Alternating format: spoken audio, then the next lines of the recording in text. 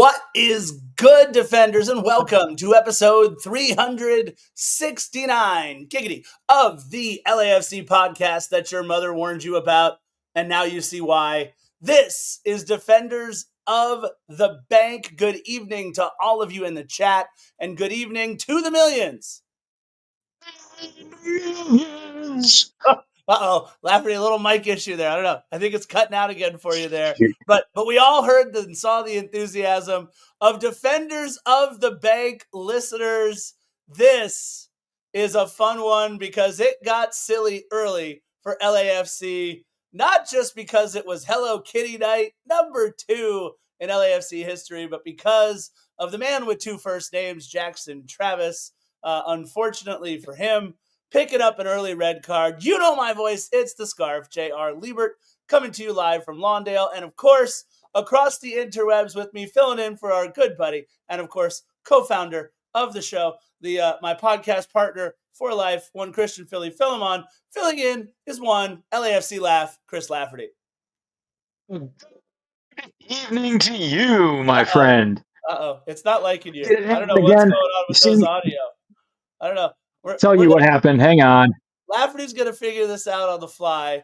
All the attackers scored. Coog, unfortunately, no Ryan Hollingshead for your parlay. Of course, this is mythical money that we are talking about. Tony, welcome to the chat, my friend. It's good to see you as always. Henry, thank you for joining us, and everybody else there across the interwebs. You want to try again there, Laff? Yeah, I kind of do want to try again, JR. Go for it, bud. All right. Good evening, defenders. My God, it is good to be back, everybody. Gosh, I'm so happy to be here. This is my second time filling in for Philly in one day. I did soccer in 60 form earlier in the afternoon.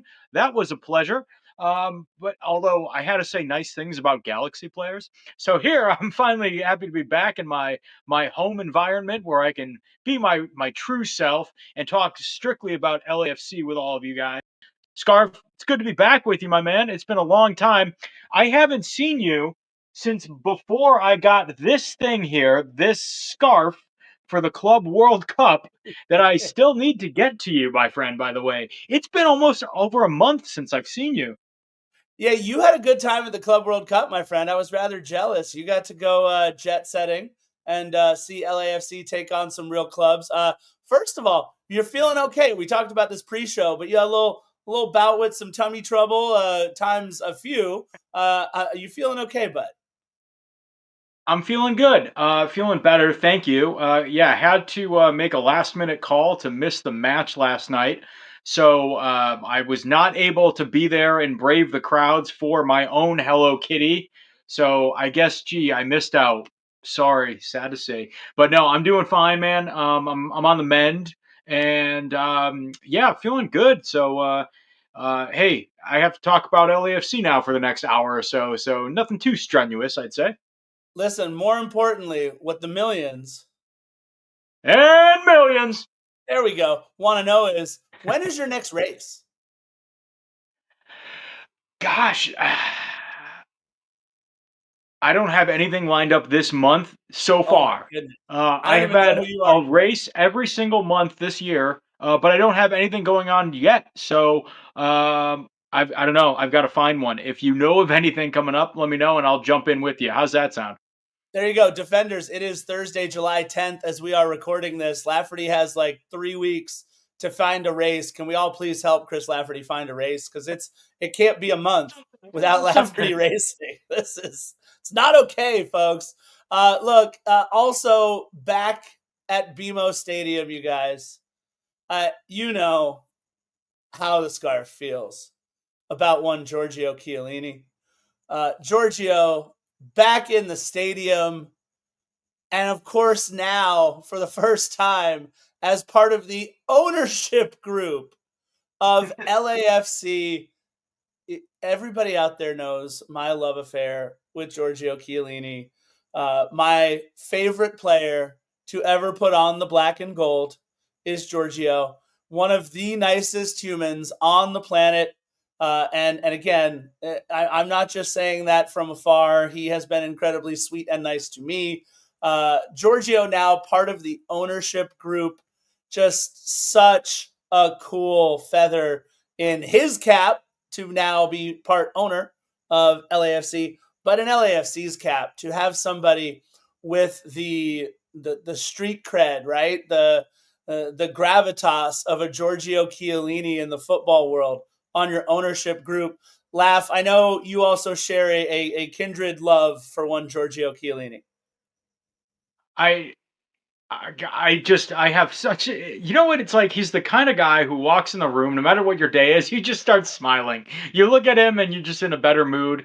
I'd say he's got a more positive effect on people than even Hello Kitty does. But no, now it's like next time you see Giorgio Chiellini walking around BMO Stadium, it's like, hey, what's Giorgio doing here? And it'd be like, I own the place, you know.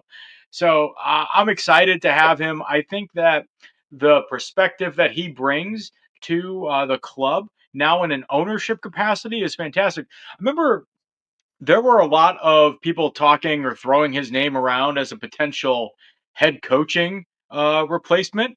And, it looks like he kind of leapfrogged all that talk and is he's one of the bosses. So I'm thrilled about this, man. I mean, it's Giorgio. He's just a fantastic guy.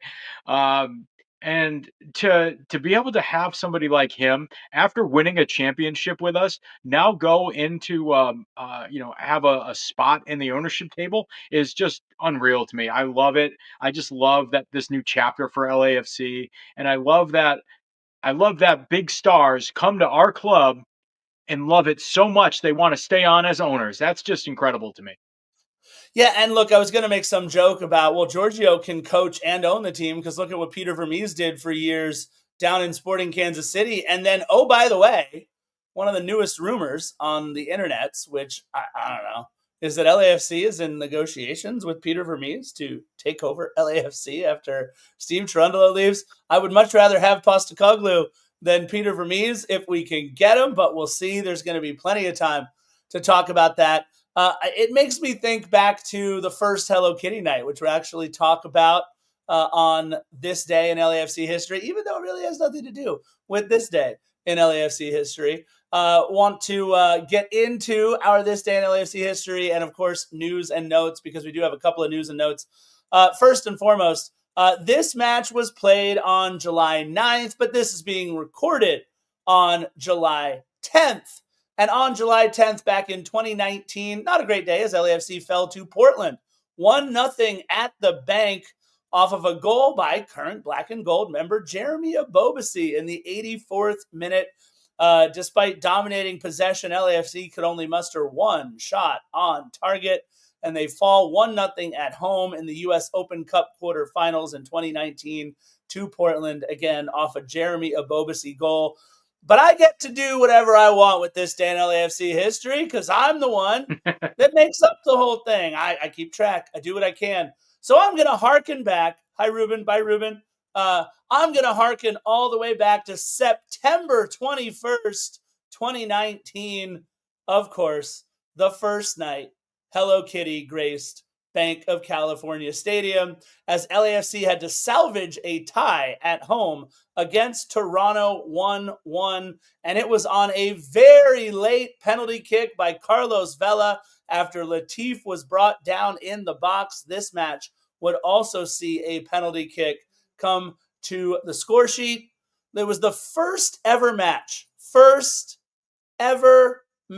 in LAFC history, September 21st, 2019, with all three designated players on the field together, Carlos Vela, Diego Rossi, and Brian Rodriguez. And speaking of having three designated players all together, ladies and gentlemen, Christian Philly Philemon. I Oh, he's here. know I could be better. I think I am to some degree. In one hand, I've got this one. In the other two, Hello Kitties. Oh, what a night! Late December back in 63. What a very special time for me. What a kitty. What a night. And what a night it was. And I'm not going to lie. I tried so stinking hard to concentrate on my work and my broadcast research for TBT, but I am too much of a workaholic, even despite the fact that I've got 2 Hello Kitties. I can't stay away. I really can't. I'm meant to podcast and broadcast, and I just can't stay away from this show. Defenders, allow me some liberty. I fucking love you guys, and I just had to come on. Oh boy, now I gotta click that little explicit button when we put this one on the Buzzsprout. Philly, I brought a friend just in case you weren't gonna be here, my friend. So I'm trying to keep the Hello Kitty thing going. What's up, Mario? Say hi to Little O for us for sure. Yeah, we were talking about the previous Hello Kitty night the first time with all 3 designated players on the pitch. And oh, by the way, Laurent Simon subbing in for Toronto towards the end of that match. They gave away 15,000 plush ones last time. I think this one, Philly, was only 10,000, right? Yes, Mr. Scarf. Oh, boy. Back in 2019, when YouTube was our sponsor, there was little old me. And for some reason, still unbeknownst to me, I sound like Eugenaya Doubtfire. I don't play with the boys because, well, forget that reference in this day and age. I could do a great impression of a hot dog. Anyways, and then comes Big Sister Kitty. I don't have a good voice for this one. I really don't. I haven't thought this one through. But 2 Hello Kitties, a smaller one and a bigger one. One that represents LAFC. And the smart thing about it is there is no sponsor that's going to be on there publicly. And maybe, just maybe, a big reason for that is because on Defenders of the Bank, we utilize this Hello Kitty, who is a YouTube TV sponsor. And, well, we haven't utilized YouTube in a while. But we have Hello Kitty. 2 Hello Kitties. And a bucket. And for the life of me, I don't know what in the frick I'm going to do with the bucket. But either way, Hello Kitty. And rest in peace, 110 football. Yeah, let's get through news and notes real quick. Want to give a quick congratulations to Tyson Espy as he makes the MLS Next All-Star Game. Defender Tyson Espy, a 16-year-old center back, a product of the LAFC Academy, is among the player selections for the 4th annual MLS Next All-Star Game. He's also, by the way, a member of the U.S. Youth National Team's under-16 team. So congratulations to Tyson Espy. And our quick check-in on LAFC 2. LAFC 2 fell to Austin 2 on the 4th of July. They got the game in before those awful floods, which we'll talk about in a minute. In Texas, 4-1 they lost. LAFC 2's only goal was provided by DeCarlo Guerra. Their next match is Sunday, July 13th against Timbers 2 at Titan. You got Timbers 2 at Titan, 7 o'clock next Sunday. So make sure you get out there. That's only in 3 days. Come support LAFC 2. Yeah, guys, look, this was our last match since June, as our previous match versus Austin in Austin postponed to a later date. And of course, our hearts go out to all of those affected by the flooding across Texas and the Midwest, especially. I mean, this one hit particularly hard home for me, to those families who lost young ones and loved ones at Camp Mystic, an all-girls summer camp. I'm just devastated. I literally was running camp 5 hours ago, and now we're thinking about these families that lost these young girls, and the counselors and everybody else who tried to save lives over there at Camp Mystic. I know Lafferty, our hearts go out to everybody in Austin. They sure do.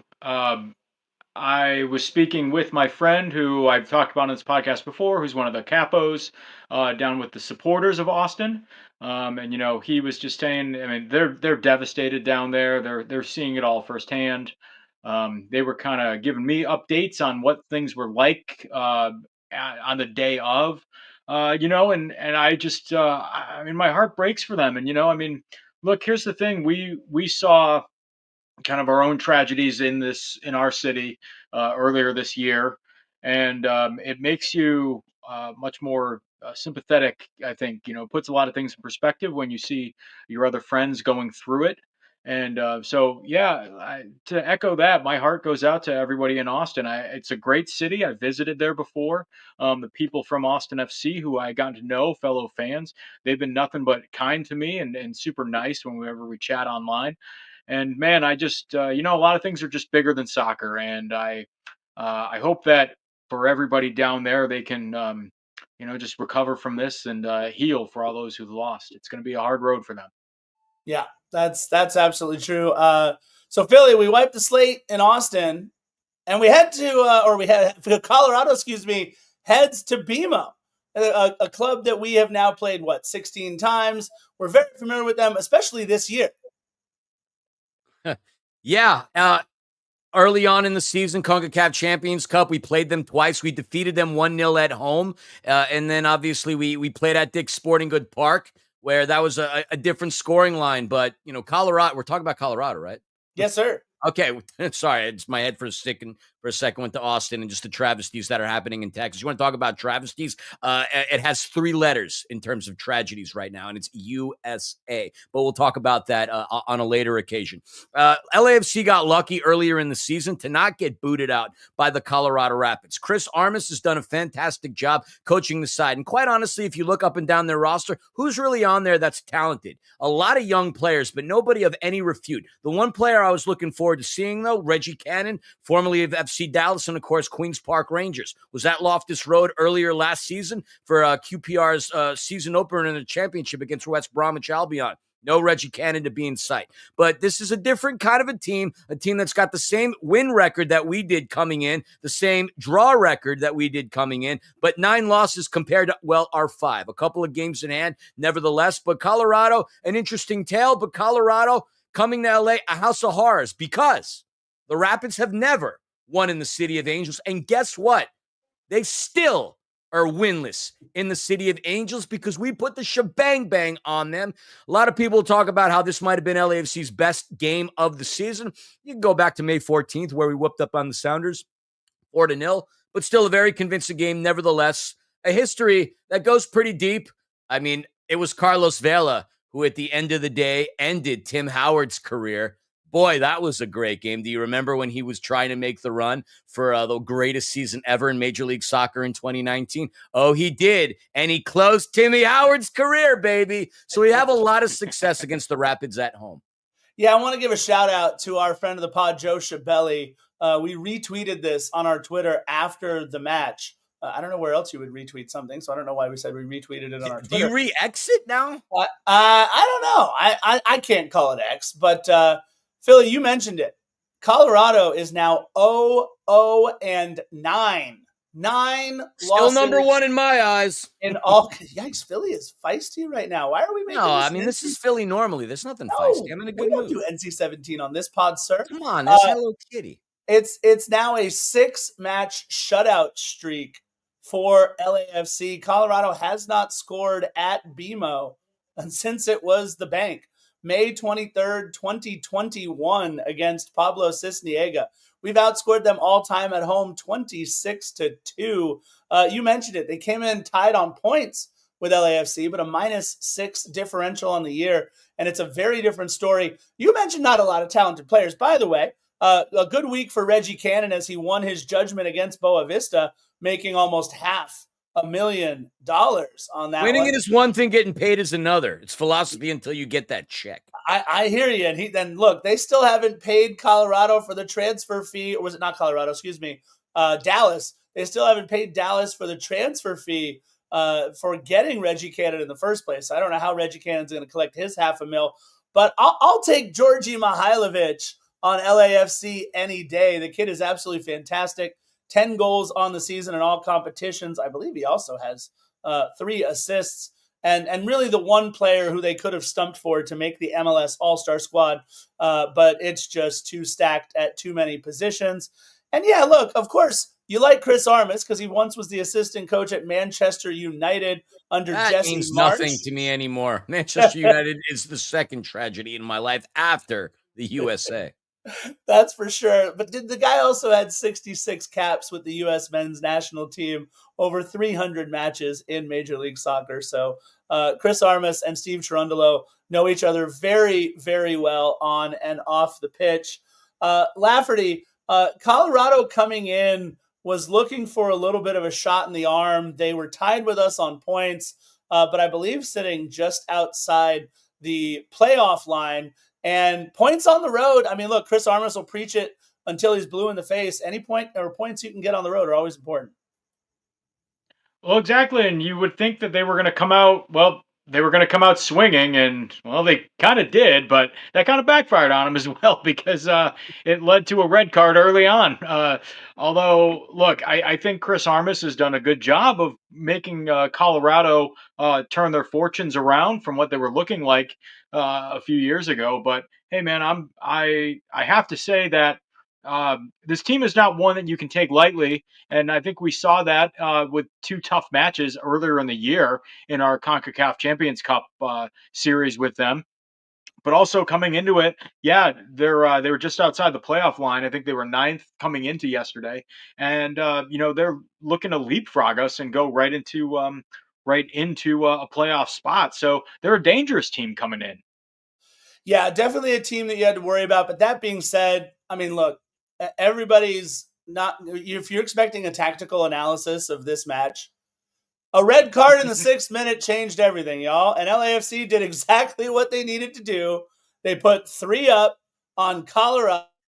Let's get into the lineups. Let's talk about the goals. Let's talk about what this could mean for LAFC. But first, Philly, I just want to say thank you, my friend. Thank you for showing up to the match in that beautiful Hello Kitty jersey. For all of you that didn't have a chance to catch what was left of a ragtag, injury-prone Defenders of the Bank kickball team at last year's Mo Fascio kickball tournament, Philly was in a bright pink Hello Kitty baseball jersey that I got him, and he showed up not just to the match, but to the Giorgio Chiellini press conference before the match, to the match, and then to the press conference after the match in his bright pink Hello Kitty jersey. And Philly, I just love you so much, buddy. I love you too. It was hilarious. I got there early. I went up to the press box. Logan Buckley, who's one of the head honchos of PR at LAFC, shout out to Logan, and Seth, and obviously Nicole. God bless you all. You guys are amazing with all the hard work that you do. Logan's like, hey, you come to the Chiellini press conference? And for a moment, I thought, oh, geez, I kind of forgot about it, much like you did because you didn't bother even showing up. And then I looked at my outfit. I'm like, Logan, I'm a little underdressed to be at a press conference for the great Giorgio Chiellini. But he's like, no, you're all right. So I was going to go down, and I did. And I sat in the back so I could try to blend it as much as possible, or as one could, wearing a very pink Hello Kitty jersey. But the best part of it was I asked Giorgio Chiellini the final question in the press conference. That video's online if you want to hear it, fine. But at the end of it, when the videos and the cameras were off, he comes up to me, gives me a high five and a hug. He's like, I love this. And I felt really good about it. And then Seth Burton, who is the head of PR at LAFC, had a big smile on his face. He's like, look at that outfit. Larry Friedman as well. And it made me feel pretty good because I was severely underdressed compared to everybody else. Who rolls into a press conference of that magnitude wearing Fabletics, a cane footwear, and a Hello Kitty pink ass jersey? Me. I love Philly with the drip check right now on the press conference. I love it. Colorado came out in a 4-2-3-1 for 6 minutes. They were in a 4-2-3-1 for 6 minutes. Nico Hansen in goal, who I don't think he had a bad night. I just think his players in front of him had a pretty bad night. That led to a bad night for Nico as well. You mentioned Philly, Reggie Cannon as one of the players you wanted to watch. He's a player who still has more European aspirations, I think. We'll see if that happens. Andreas Maxu, Chidozie Awaziem, who had one really nice individual defensive effort in the first half. And for 6 minutes, he was out there, everybody. If you got there late, you missed him. Jackson Travis, the 21-year-old from Jackson, Mississippi. This poor kid has 2 first names, and he's born in the same name of the city. I don't know. A lot going on there. This was just his 21st MLS match. He's actually played double that for Colorado Rapids, too. He's played 42 matches for them, just 21 for Colorado. I don't know how many more he's going to get. As he got sent off the pitch, by the way, booted one of the balls that are ready for play. And he was just, I felt bad for the young kid. He's 21 and this was a big stage for him. And oops. In the midfield, Cole Bassett, not to be confused with his brother Sam, who we're going to talk about in a little bit. From the Seattle Sounders, Josh Atencio in the midfield, who is a player who I've always really liked. He's never been as good as I thought he would be, unfortunately. Forward Darren Yappy, who I know Jackson Travis is young, but he owes Darren Yappy a steak or something because he had to come out of the game pretty early. Georgi Mihailovic, 10 goals, 3 assists. Oliver Larraz and Rafa Navarro and his 7 goals on the season. The 5 that we would see coming off the bench, Keegan Rosenberry, because the Rosenberries taste like Rosenberries. My favorite DJ, Calvin Harris. Connor Ronan, the Irishman born in England. You got to explain that one to me at some point. Sam Bassett, brother of Cole Bassett, and a player with my favorite nickname in Major League Soccer, Ted DiPietro. They call him Teddy KDP after Teddy KGB from an incredible John Malkovich role. So I love Teddy KDP, formerly of DC United.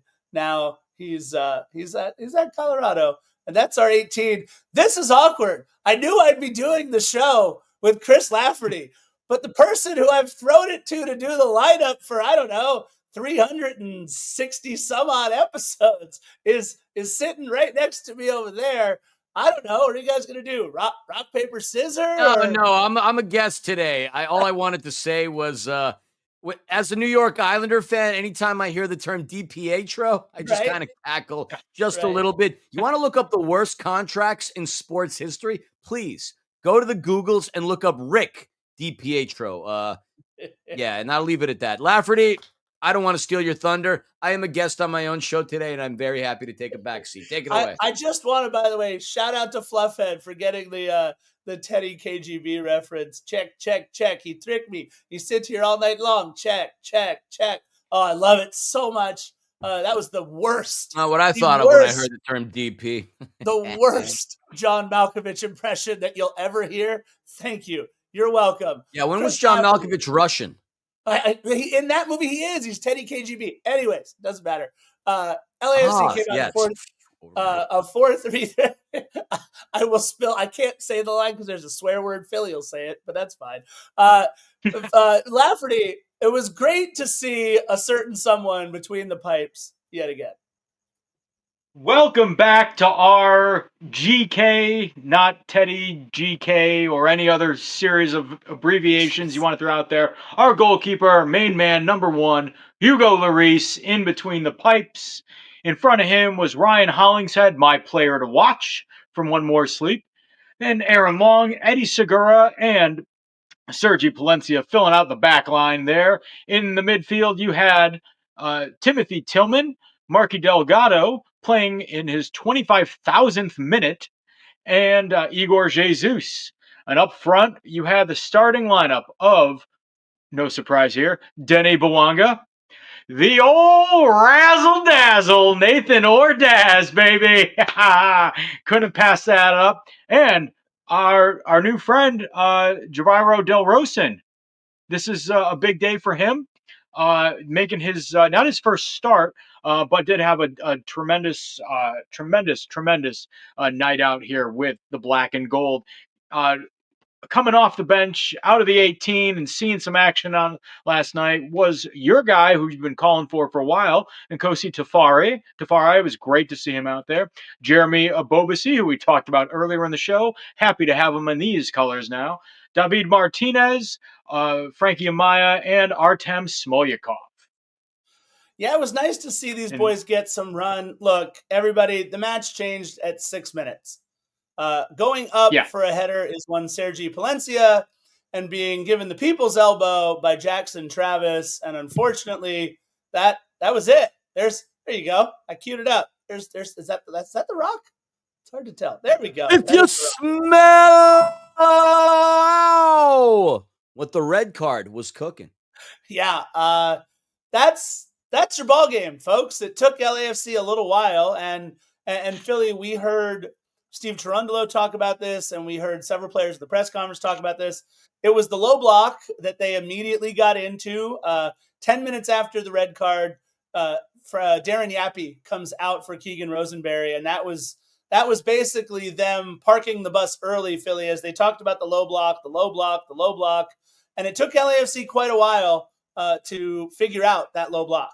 It was a hell of a low block, man, because up until Denny Bouanga got fouled on his run, and I'll hold off my thoughts on that run. I would say Colorado did a pretty good job absorbing a lot of the attack. Part of one of my keys to the game was for LAFC to exhibit the high press. And so Sergi Palencia, look, at time to time, he sold some things. We can't deny that. But he certainly took a nice chop from Travis, from Jacksonville. Jackson Travis from Jacksonville. I often think what it would sound if I utilized my birthplace as my first name. It would be Upper West Side Philemon. It actually sounds pretty cool if I was a boxer. But needless to say, like a shark with blood in the water, you got to think that LAFC was excited. And Steve said and alluded to it in the press conference that they had trained for that exact scenario. So there was that implication and that idea that there was a very strong possibility that not only was Colorado going to operate in that low of a block, but for LAFC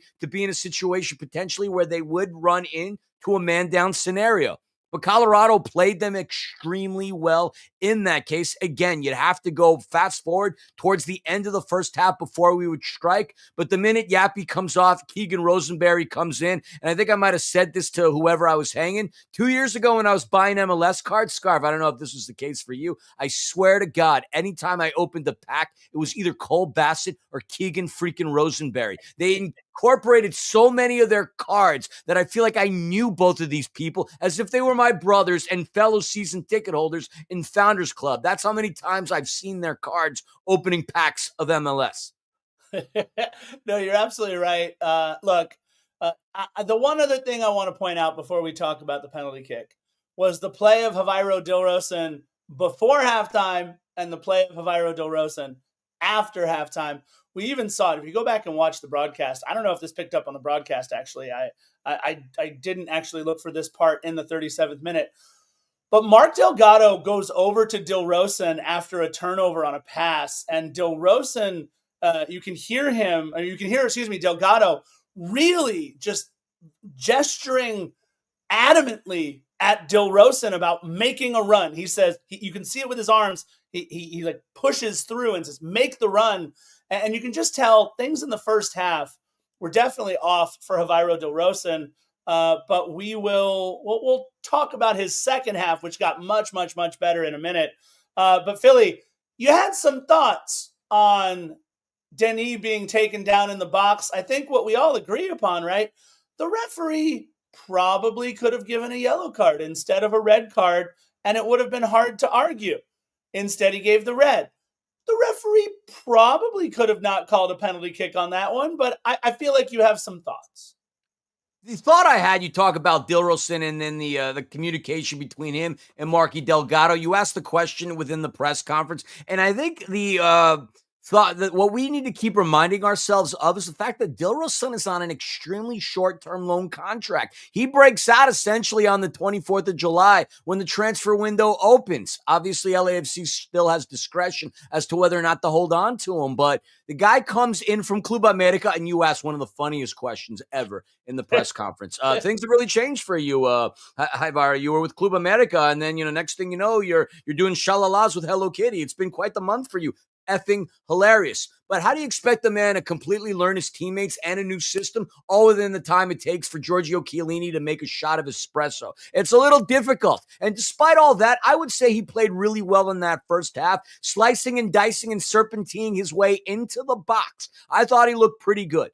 Going forward, though, Denny Bouanga, even prior to the trip in the box, oh my God, did you see him barrel over his defender? Had he not barreled over that defender, there is no run for him to make it into the box on that left wing and draw the foul. Another example as to why Denis Bouanga is my favorite LAFC player of all time. All heart, doesn't know how to stop, will attack, and then when he's tired and done attacking, he'll attack some more. Sure, that could have been a card, but what was undeniable was the fact that he was 11 meters away from scoring his 50th goal in regular season MLS play and his 83rd goal in all competitions for LAFC, putting him only 10 shy of tying the great Carlos Vela. I got a hot take. If anybody wants to hear my hot take, here we go. We talked about this with Seth, actually, at the press conference after the match. This is his 50th regular season goal in 87 matches. Carlos Vela had 78 regular season goals of his 93. 93 goals in his career, 78 coming in the regular season, which by my math, by the way, makes 15 goals scored outside of the regular season. In all the different competitions that we've played, and granted, we didn't play nearly as many Leagues Cup games, Open Cup games, more importantly, Champions League games, because those were all one-offs, right? It was you move on after winning one match instead of two legs. But only 50 goals of his 83. That means 33 goals scored by Denis Bouanga have come in these competitions that put LAFC on the map internationally. 33 of these goals. So here's my hot take.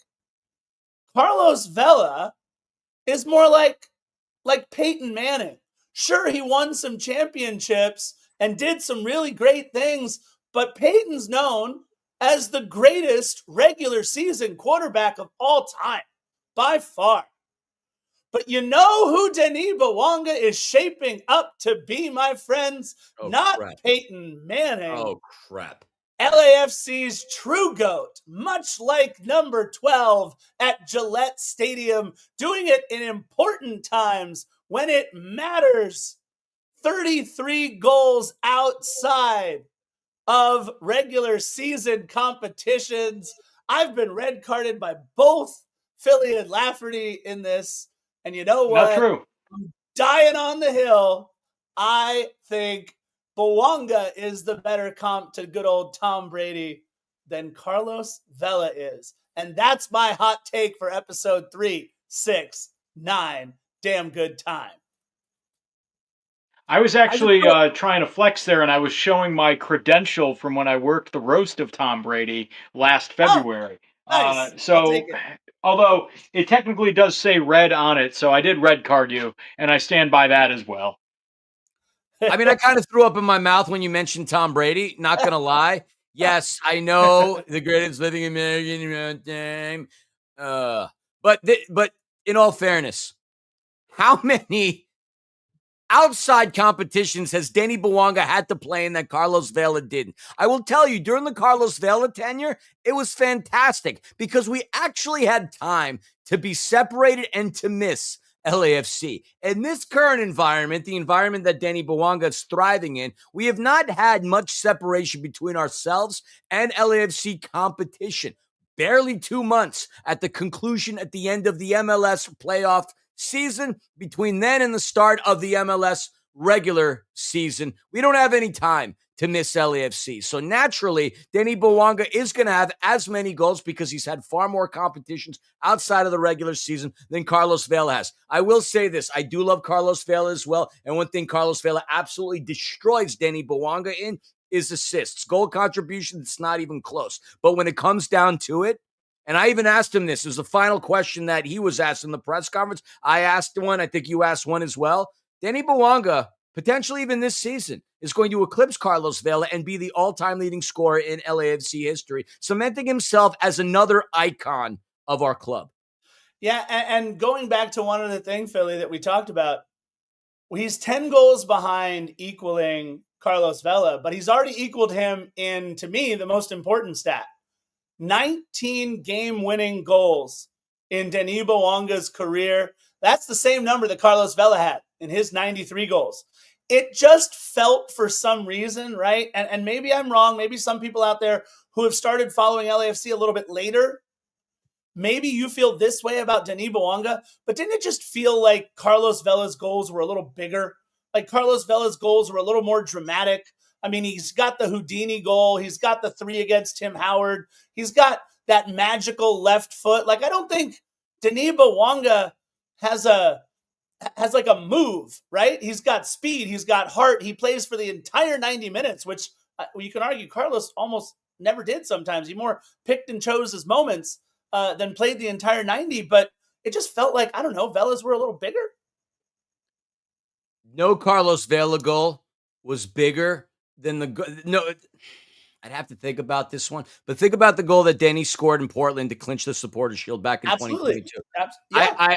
I struggle to remember a goal that Carlos Vela scored that was of that magnitude. Yes, the pizzazz, the style, the beauty of it. You talk about the amount of goals that he scored. In another thing that we need to bring up is we mentioned this on One More Sleep the previous night. One thing that Denny Bouanga has done is scored 6 goals past the 90-minute mark, with 3 of those happening this season. So if we're going to talk about another statistic about Denny, he's also Mr. Clutch.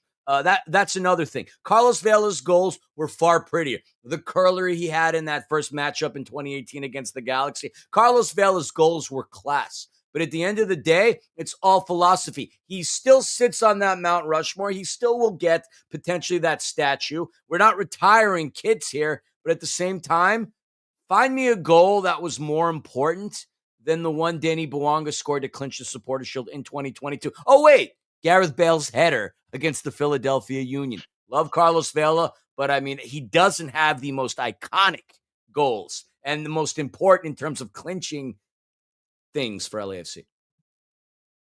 Lafferty, your thoughts? It's like picking your favorite child. I mean, both of these guys have provided us with years and years of beautiful memories. And it's like, I feel like in the years of Carlos Vela, never would we imagine like, oh, there's going to be someone that comes along and does it better than this, and we're watching history in action. And right now what we're watching is also a historic run with a historic player in our franchise, and that's in Denny Bouanga. So I don't even want to engage in the who's better or who's not. I think on One More Sleep, Philly alluded to the Jordan LeBron debate that people have, and I pulled out my Jordan jersey, much to a lot of people's disgust. But I'm just going to say I'm not picking a favorite here because both of them have given me years and years of wonderful memories and have made me so happy. And either way, you knew that you can count on whoever of those two were on the pitch at that moment to come through for you. All right, listen, Switzerland Lafferty, I'm going to let you talk about the other thing that you want to talk about. Look, we can talk about first half stats, but look, the game isn't about stats in this one. LAFC completed 800 plus passes at 92% accuracy for the match. Stats, throw the stats out the window. We were playing up a man the whole time. But the thing that I know Chris Lafferty was happiest about has nothing to do with Javier Del Rosen scoring his first goal or Denis scoring his 50th goal in the regular season. It's got to be the sandwich goal in this one. Chris Lafferty, 48th minute, 3rd minute of the second half. I'm going to get out of the way and let you talk about, and I can't believe I'm going to be the one to say it, the old razzle-dazzle Nathan Ordaz. Yeah, baby. God, I'm so glad you said that. Oh, what a beautiful goal. But here's the thing about it that I loved, because something I said on One More Sleep came true. I said, who's my player to watch? Ryan Hollingshead. With all of these changes in the lineup here, both on offense and defense, there's a lot of openings for people to make a name for themselves. I mentioned specifically Nathan Ordaz, and I also mentioned Ryan Hollingshead because he's the guy who's dangerous out there and always has been for us, because he's also a guy who's not always accounted for by the defense, but he can come through and sneak in a goal for us when we need it. Now, he didn't get on the score sheet last night as far as goals, but every scoring play that we had, Ryan Hollingshead contributed to last night. At least 2 of the 3. I want to say maybe the Bouanga run as well in the first half. But every goal can be attributed to a play begun by Ryan Hollingshead out there. So I want to give that man his credit because he really stepped up big for us last night and filled a role that I thought was ripe for the taking. And that was just an opening left from the void from some of our recent departures. But my man, Nathan Ordaz, he's the guy who we laud because he's a hard charger. He's a go-getter. He'll stand up to the bigger guys out there. He's not afraid to take on a challenge, to take on a fight. But when you know what? sometimes all you got to do is just be standing right there in the right place at the right time. And DeRozan was going to go for his first goal earlier in the game. Wasn't to be. Colorado stops it, but who's right there to give a little tap in? The old razzle dazzle, showing him he can do it in all different types of ways. Doesn't have to just bulldoze his way in there. And my man Nathan, born in Van Nuys, California, where I used to live, came through, put us up 2-0. And you mentioned Ryan Hollingshead, by the way. Nathan Ordaz can't score Sure that did. goal without Ryan Hollingshead. Ryan Hollingshead made his run all the way through the touchline. And if not for Cole Bassett following Ryan Hollingshead through the box, Nathan Ordaz is offside when he taps that ball in. But because of Ryan Hollingshead making that run, forcing Cole Bassett to come all the way to the touchline, Nathan Ordaz is onside, which is why he was able to score that goal. I loved the play, the 1-2 play between Ryan Hollingshead and Denis Bouanga. An incredible goal, very well timed. Obviously, none of those guys get an assist because of the initial save, like you said, by Nico Hansen. So it's an assistless goal for Nathan Ordaz, but it was definitely a team effort. He could have had one a few minutes later, right? Beautiful cross from Denis Bouanga that he taps off the post, and he was so pissed. I don't know if it was at himself or at the post or at the ball or maybe at Hello Kitty. I don't know who he was mad at, but either way, he almost had two. But Philly, I think probably the nicest goal out of the three, right, has got to be the one that came just about 10 minutes later, and it's the first for Javier Del Rosa. It was a nice play in the box, and originally the way the play built up, Timothy Tillman caught it towards the right side of the post, and I thought, what were you doing? Shoot it, fire it away. But I didn't realize how marked he was.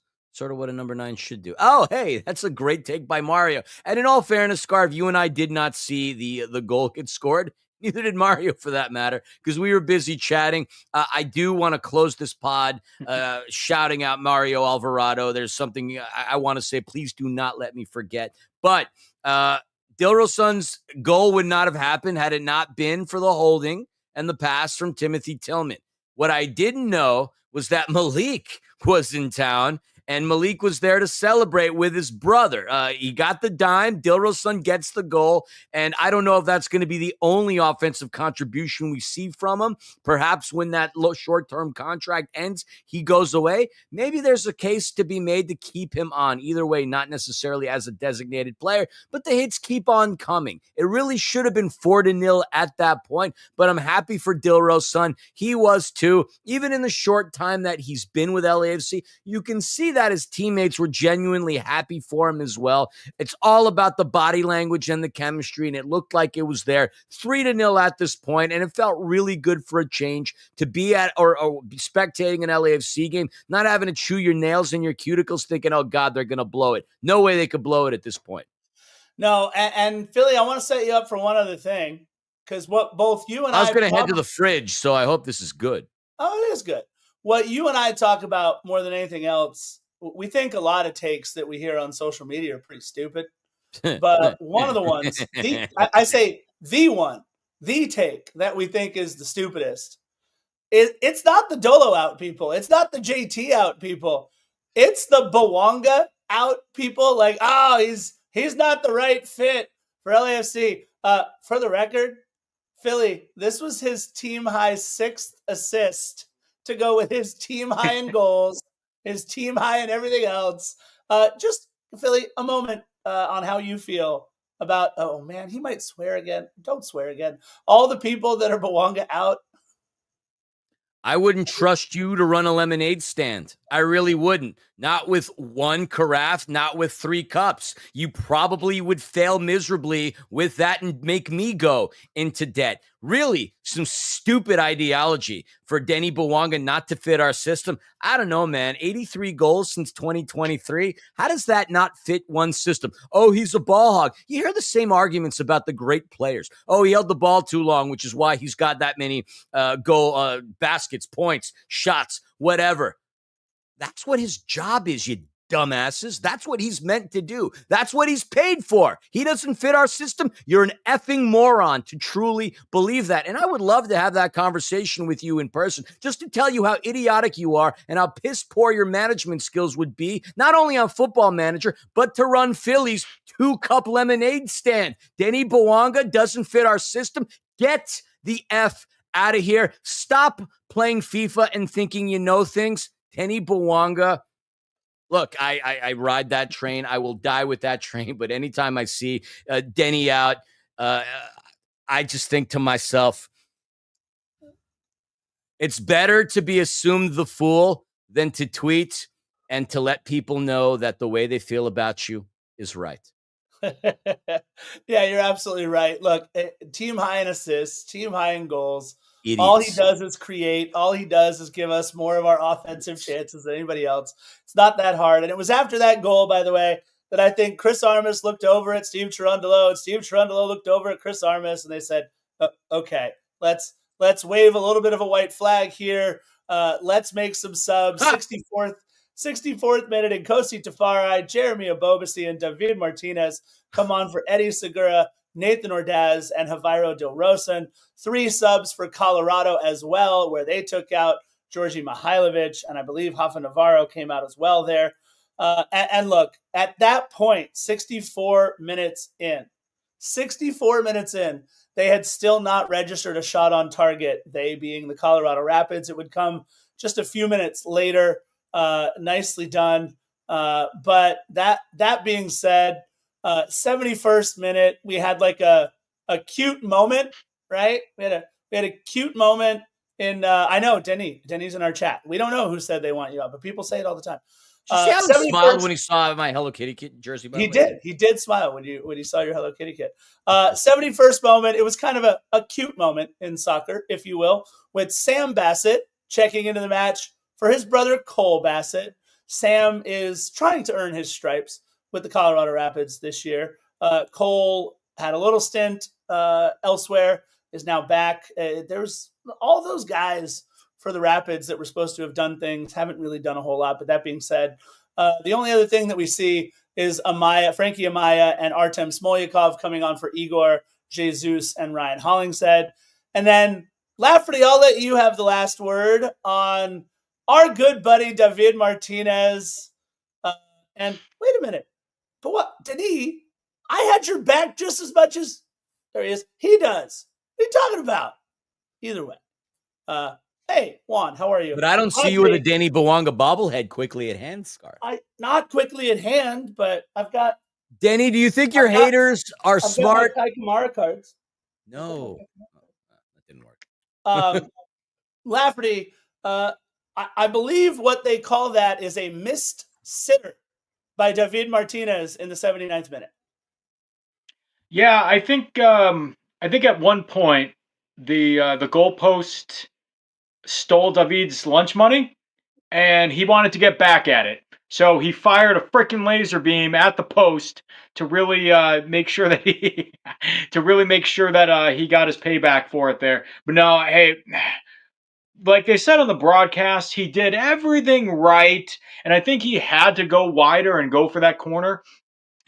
Just with the way that the keeper was playing him, I think if he tried to go in anymore, it's going to be an easy save for Colorado. So I think he had to really go wide with it as much as he could. It just went a couple of inches too wide there. And then, it kind of robbed him of it. But I think, Martinez was looking to get on and kind of join the party with all the goal celebrations on this too.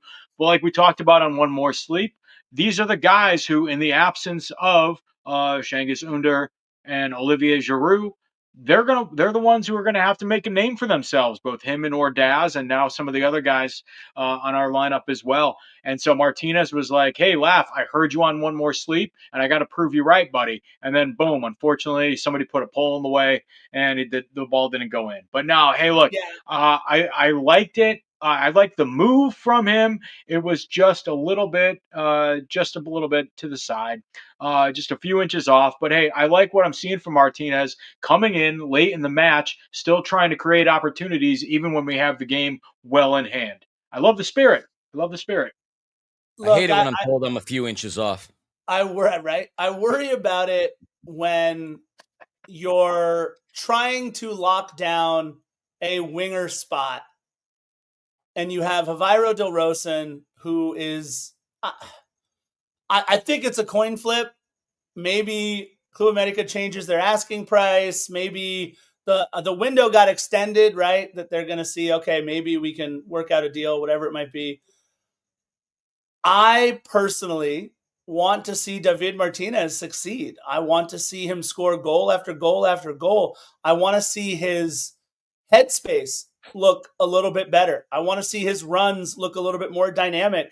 I want to see him start to mature. And I'm asking for that from a 20-year-old who's learning on the fly so many things, not just anything football related, but also just how to figure out things here in Los Angeles. I think it's tough because you see a player who can score but hadn't scored in a very long time in Javier Del Rosen, and a player who can and should be scoring more and should have certainly scored that goal in David Martinez. And I don't know if either of them are playing at the level that we need for a starting striker. So it's interesting to see, although it all comes down to the loan, right? Like this, such a weird short-term loan, all this stuff with Javier Del Rosen. I don't know. I don't know how I feel about it all. Well, look, I mean, talking about the maturity though, and the maturation and the development of Martinez though, I got to say, look at, he gets flack a lot for maybe his body language when he's out there, but I think what we saw yesterday was, even though his ball went off the post, he looked at it like, I knew what I should have done. I knew what I could have done. And I think he was just focused on when he gets the next opportunity. He wasn't letting it rattle him. He wasn't letting it frustrate him or get too under his skin. But he also didn't look like he didn't care about it either. I think Martinez has that drive in him that maybe he doesn't get credit for all the time. And I just have to think, like, with his reaction to missing that goal last night, that it was just him knowing, all right, next time I'll get it better. And he's instilling that confidence in himself that he knows he's capable of it. And also, I mean, hey, I don't think it's worthy of worrying too much about, because look at the beginning of this season and the beginning of last season. What were we talking about, or who were we talking about with hitting the crossbar and the post all the time? Denis Bouanga, and he turned things around. So look, as long as I think that Martinez has the ability to really look at it, see how he can get better, see how he can take those shots and get them in, get him just the right angle that he needs to, I think he's going to be okay. And I really like this attitude that I was seeing from him of not panicking and not getting overly emotional or frustrated when things don't go his way. But I still believe that he's got that desire for it, which leads me to be optimistic. I think he's a perfectionist at the end of the day, as are people who demand a lot of themselves. And he knows that he should be doing something at a better level. The problem is how it affects him afterwards. In anything in life, whether it be the shot that he took or the sales call you couldn't close or whatever the case may be, you got to look forward to the next moment, because you're judged based on how you react in situations after you screw up.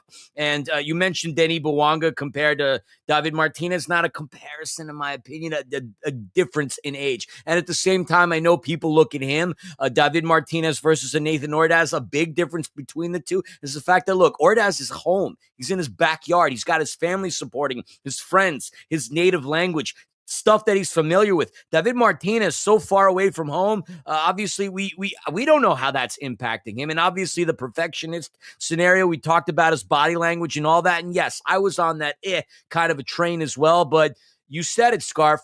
A 20-year-old kid, and maybe the 20-year-olds of today significantly different than the 20-year-olds of 20 years ago. But at the same time, I do think the kid has the talent. He will turn it around, and he has the capability. That play wouldn't have happened at the end of the day had he not made the defensive play to make the run as well. He should have been awarded with the goal, but Wally Post had a different story. Well, and look, Fluffhead in the chat says Ordaz hustles. Let's stop for a second and realize the only reason why David Martinez had a shot at that goal is because he hustled. He had the takeaway. It was all him. It was all him. What I'm saying that I want from David Martinez, we're spoiled now. We see a guy across the pitch from him wearing number 99 who goes all out for almost every single minute of the 90 out there on the pitch. He goes all out. And this kid is, 6-7 years younger than Denis Bouanga? And we're not seeing the same hustle. We're not seeing the same effort. We're not seeing the same heart for nearly as many minutes per match as we do with Denis Bouanga. I would have hoped by now that more of what 99 does would begin to rub off on number 30.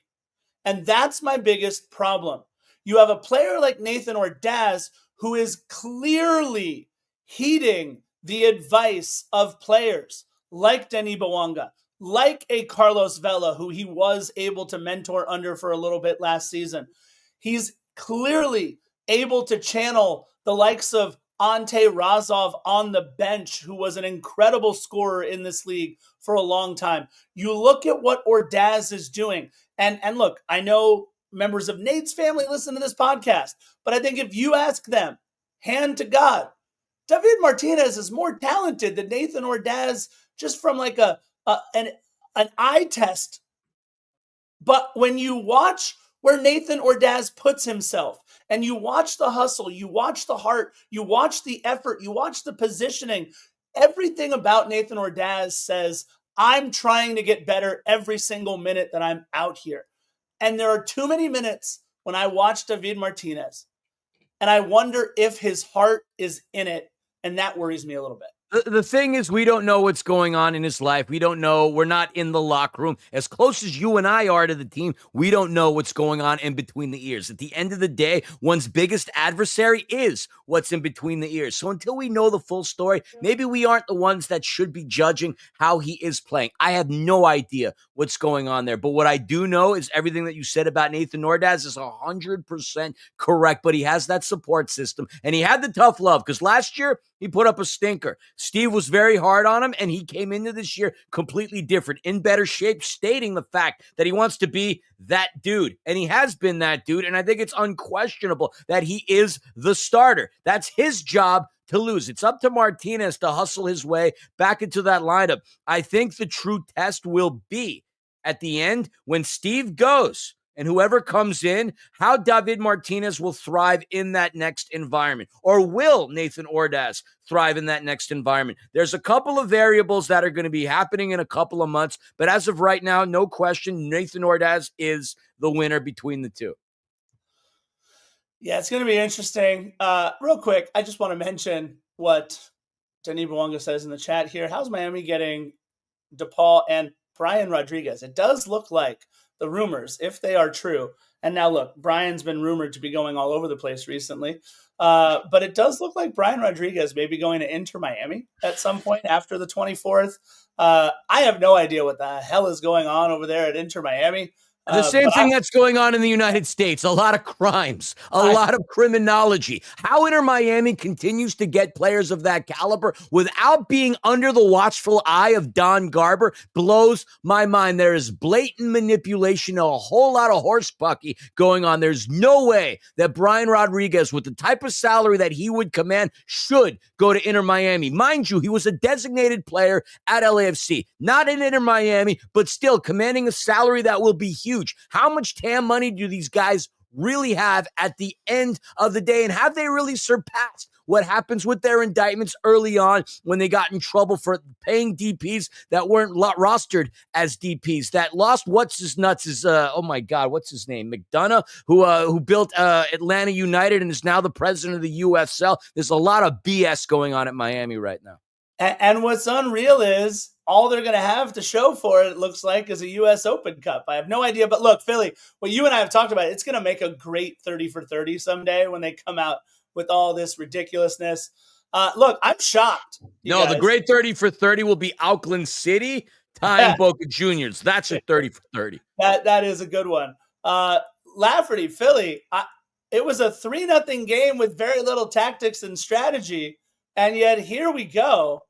An hour and 5 minutes in, we talked quite a bit about this one. Just want to remind everybody, LAFC's next home match or next match in general, excuse me, is at home Saturday, July 12th at 7:30 p.m., taking on, as Philly would say, FC Ribeye Steak Dallas.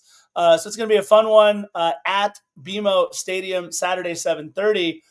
This was fun. Lafferty, my co-host that I knew would be coming on the show. Philly, you still got some prep to do, or are you done? Prep to do? Oh no, man. I will be working pretty much until after TBT because I'm that kind of guy. Powered by Newcastle. But before I close, the one thing I want to mention, I hope Mario Alvarado is in the chat. Mario, a longtime supporter of Defenders of the Bank. I don't want to go into the personal story stuff. I don't want to air out anything, but Scarv and I had the opportunity to hang with him and his boy at halftime. Got to see his other baby boy and his wife on social media, not social media, on FaceTime.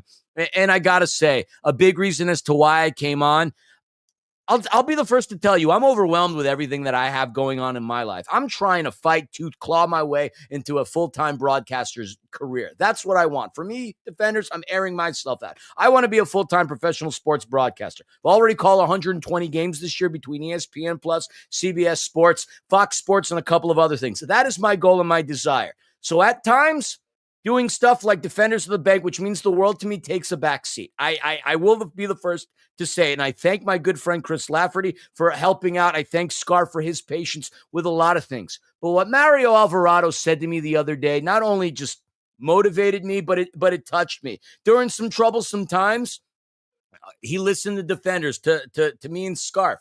And as we would joke and say, oh, God, really? You're listening to us? Geez, that's more traumatic than anything else. It really did hit me in here in my heart. It meant a lot to me. We all go through a lot of crap, and as I mentioned, we're battling the demons in between our ears and the stuff going on externally. But even in those tough times, Mario wanted to listen to our show, and it helped get him through. And I will remember this conversation for the rest of my life, because on days where I get tired, overwhelmed, and I don't want to do Defenders, I'm going to remember that maybe, just maybe, what we do, as silly as it may be for us, it affects somebody in a way that we have no idea of.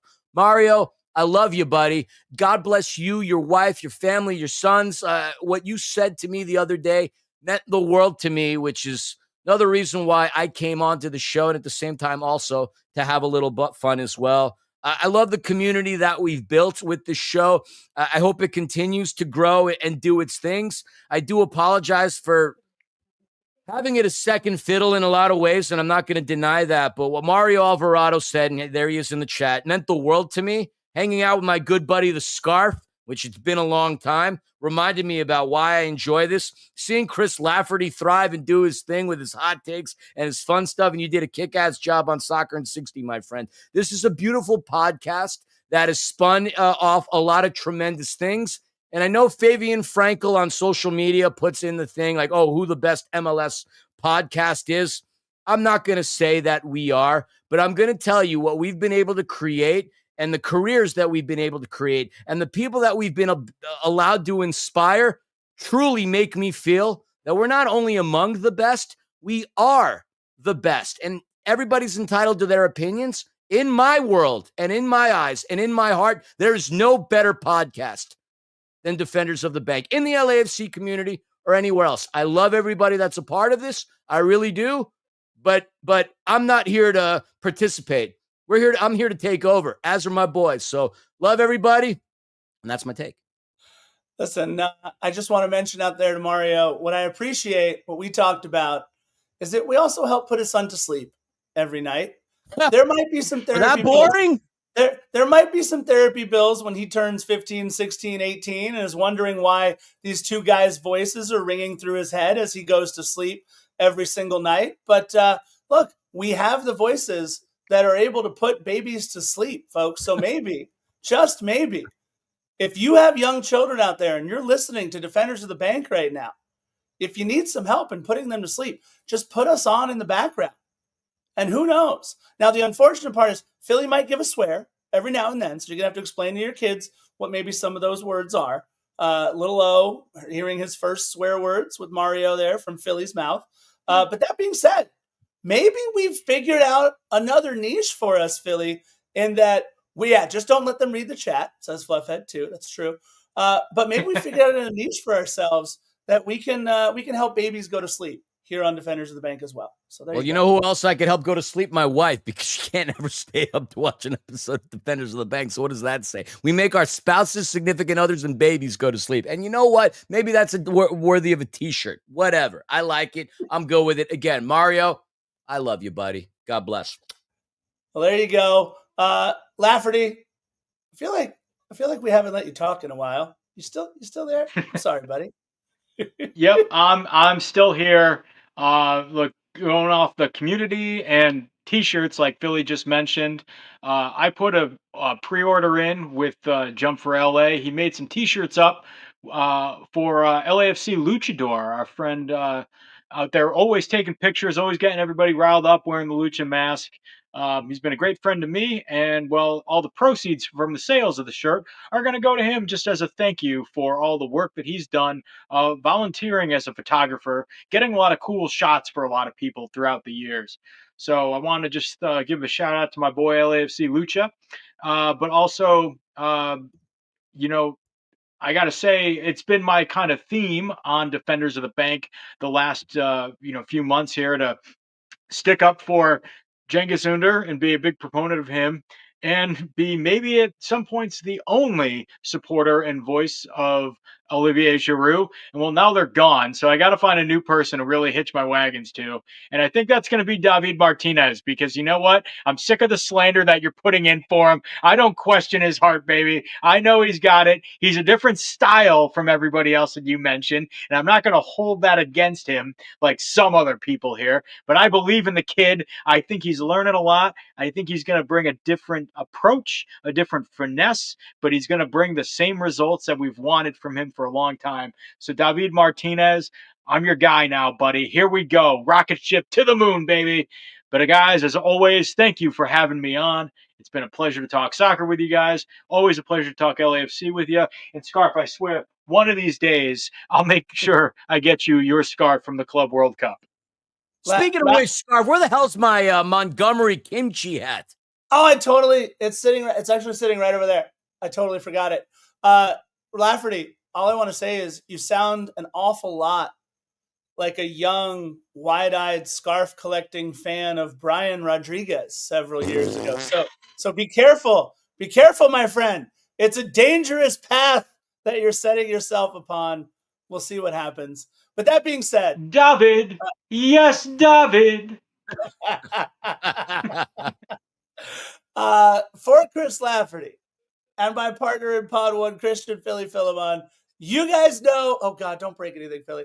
You guys know how we like to end all of our podcasts, however it is that you find us. We thank you so much for listening. We love you all. And of course, bye-bye.